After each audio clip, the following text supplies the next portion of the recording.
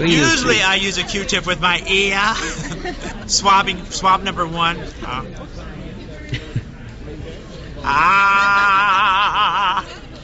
Love a parade. Swab number 2. This is on the left side of my mouth. As you notice, the right side looks like this. The left side is very different.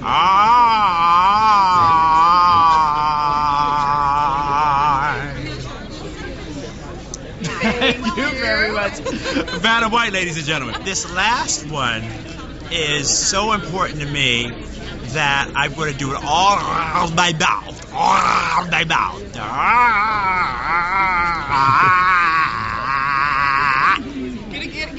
Get it good. I have to. As you see, that was one of those songs from Britney Spears. Gotta get it. Gotta get it. Gotta get it. Kevin Federline. There you are. Fantastic. Cool.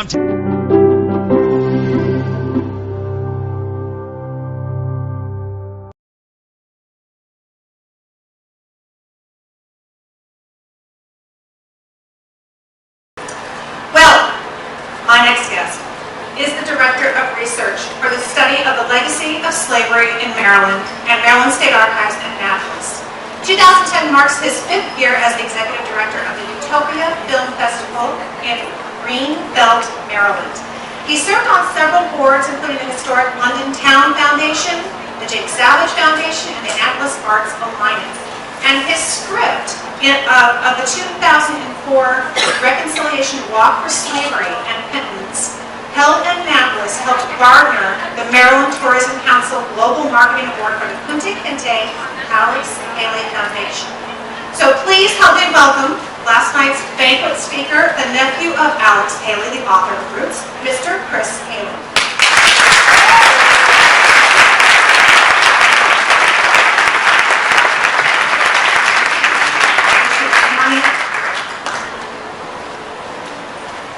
So, Mr. Haley, I am thrilled to have you here. I'm thrilled to be had. You were one of the few people who were running around this conference that I had not had an opportunity to meet before or get to know. And when I read your bio, I'm just like, okay, he's really busy. Yes. And in so many different things. Yes. A script, you wrote a script, and you're in the arts and theater. Tell us about that.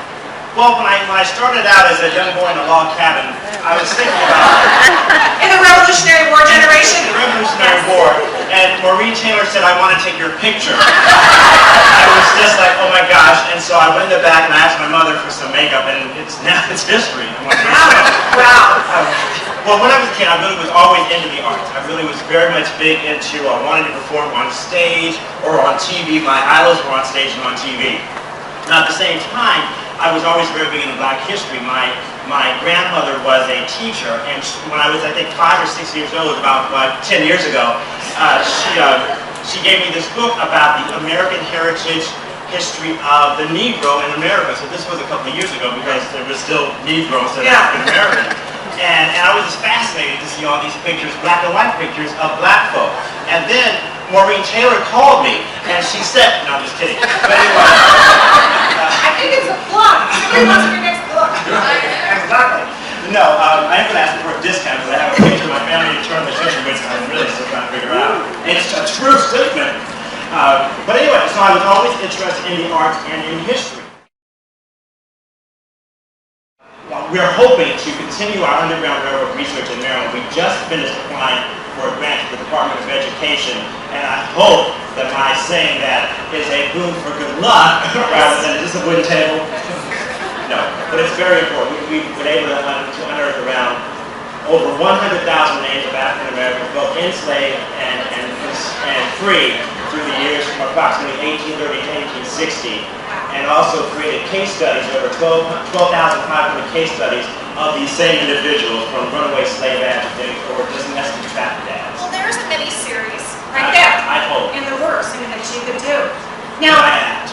And you act. And a little birdie told me, Paula Hinkle of Jamboree, that birdies. you sing. It's And,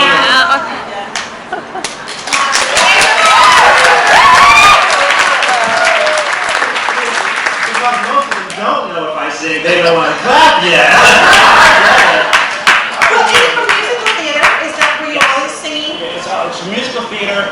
partially my mother would always sort of encourage me to perform or to cut up the things. And she would always say, if I could sing, and my father could sing, so I try to sing just to sort of bridge that gap. Those of us who can't are counting on those of you who can. Exactly. And I used to work at the Gap, too. So. Oh, did you? No more discounts, please. Well, give us a little sample. My daughter loves theater. Oh, really? She's been in musical wow. theater. Excellent. And she said, you have to ask them for something from the show. Okay, well, has anybody here heard of Duke Ellington? Oh, yeah. Well, I won't be singing anything by that. No, I'm kidding. Since it's this Saturday, and I'm sure some of you are probably going to go to the banquet with Megan Smolinac, but then some of you probably are not, which means you're going to miss it. So in honor of that, I'm going to essay to sing Don't Get Around Much Anymore. Do I take that microphone or just into this? Just to this would be perfect. I could try to sing anywhere is what I was You looking can to stand say. up. I can even stand up and hold it. Oh my Yes. gosh, this is kind of crazy here. That's right, it's a quarters mic. So hold the mic. So this is a double thing. There you go. Missed the Saturday dance, heard the crowd on the floor, awfully different without you, don't get around much anymore, thought I'd visit the club, got as far as the door, they'd have asked me about you.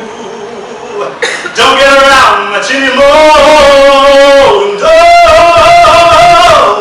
Darling, I guess my mind's more at ease, but nevertheless, why stir up old memories? I've been invited dates, might have gone, but what for?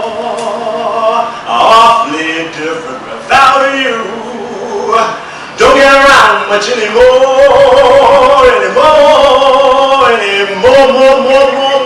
more, till you come back to me more. I don't get around, don't get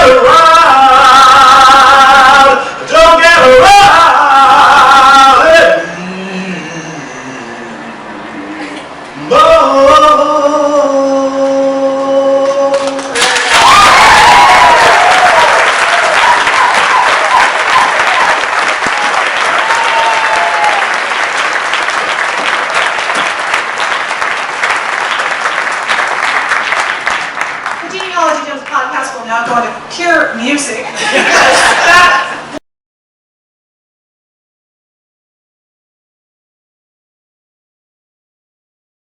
I mean, there was times when I felt that my SPIT would be all that.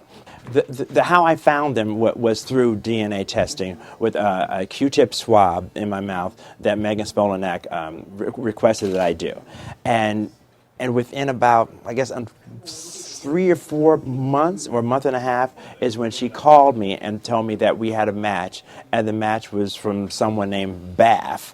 And then on the DNA page, you click on the page, and then this little stick person moves from where you click, moves to some place on this flat map like Christopher Columbus would have used, and the orange person moves from where you click them to where they supposedly live, and it was in the British Isles.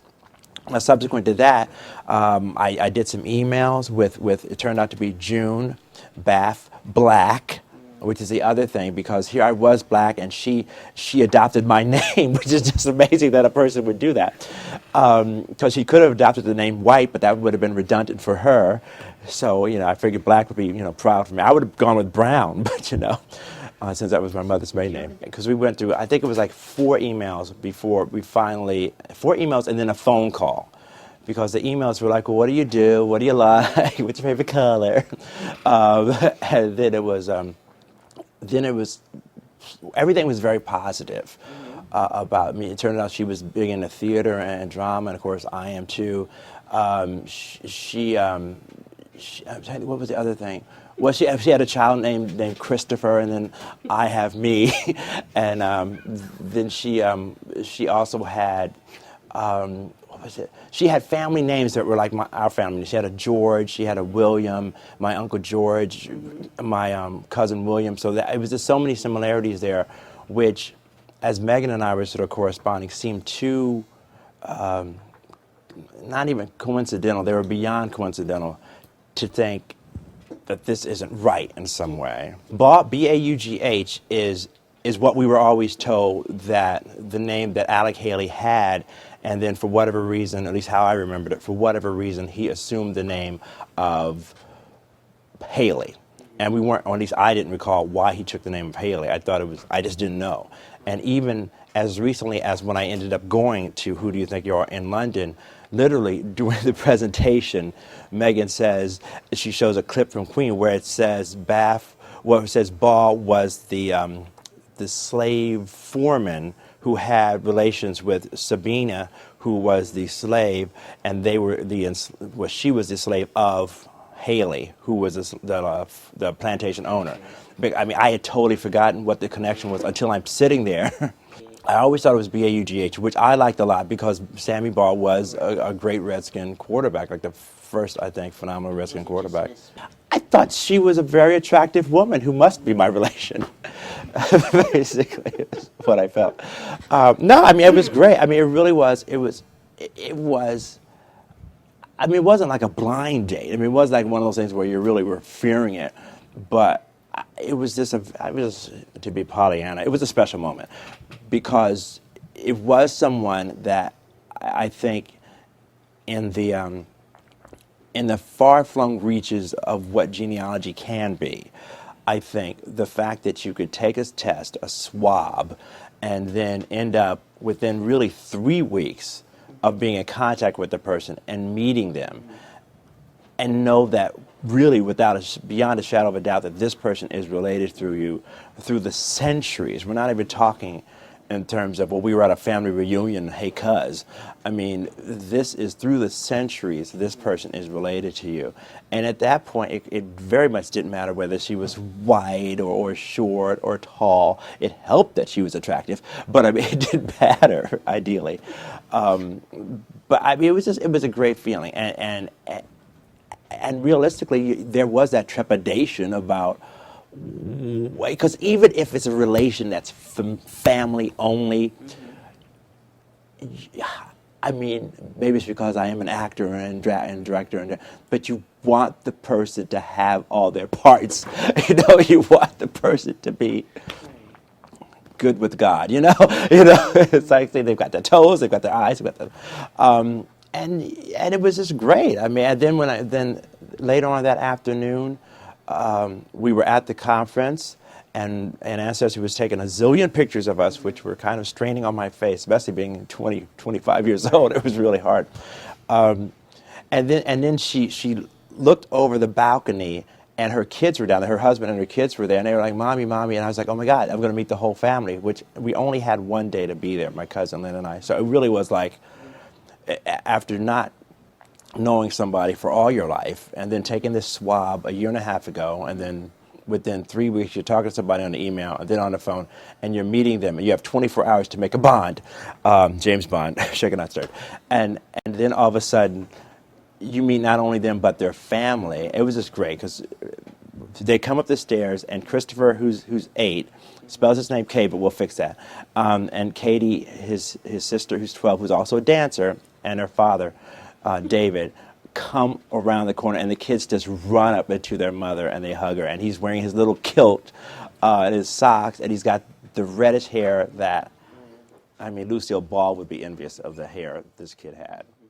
And they were my cousins and my family. It's like an amazing.